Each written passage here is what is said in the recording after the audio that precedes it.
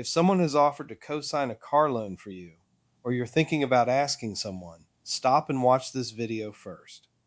Co-signing can open doors that would otherwise be closed, but it comes with real consequences for the person doing the co-signing that most people never fully explain before they ask. I'm Gary, the bad credit car guy, 26 years in the car business. Here's everything you need to know about co-signers before you go down that road. A co-signer is someone who agrees to be equally responsible for your car loan, not partially responsible, equally responsible. When someone co-signs your loan, their name goes on the loan right alongside yours. The lender sees two borrowers, you and your co-signer. If you make every payment on time, great. If you miss payments, the lender comes after your co-signer just as aggressively as they come after you. Here's what that means in real terms. If you stop making payments and the vehicle gets repossessed, the repossession shows up on your co-signer's credit report too. The deficiency balance can be collected from your co-signer. Their credit score takes the hit right alongside yours. Most people who ask someone to co-sign for them don't fully explain this. They say, "Can you help me get a car?" And the co-signer says yes without understanding they are taking on full legal responsibility for the entire loan. Before you ask anyone to co-sign for you, make sure they understand exactly what they're agreeing to. If they fully understand and still want to help you, that's a generous thing. Don't let them do it without knowing the full picture. Now, let me tell you when a co-signer actually helps your deal, because it's not always the magic solution people think it is. A co-signer helps most when the primary borrower's main problem is limited credit history. First-time buyers, young buyers, people who've avoided credit their whole lives. A co-signer with established good credit supplements your thin file and gives the lender something to evaluate. This is where co-signers make the biggest difference. A co-signer also helps when your credit score is borderline, sitting right at the line between tiers. If you're at 598 and a co-signer with a 720 score comes on the loan, it can push the deal into a better approval tier with better terms. Here's where a co-signer helps less than people expect.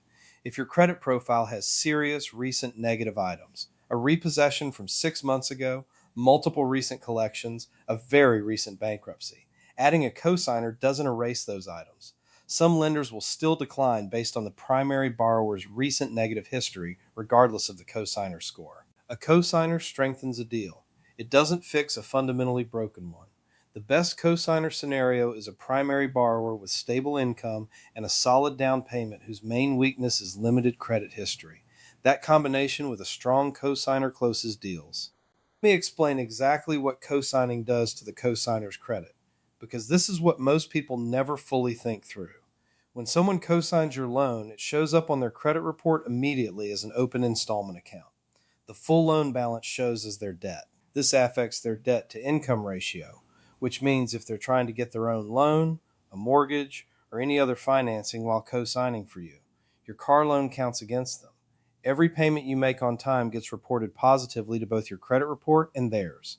Every late payment gets reported negatively to both. The co-signer has no control over what you do, but they share all the consequences. This is a significant thing to ask of someone.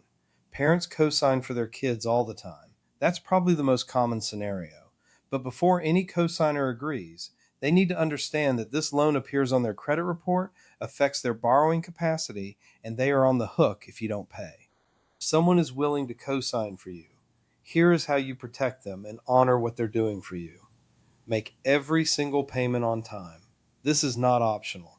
Someone put their credit on the line for you. Protecting their credit score is your responsibility from the moment you drive off the lot.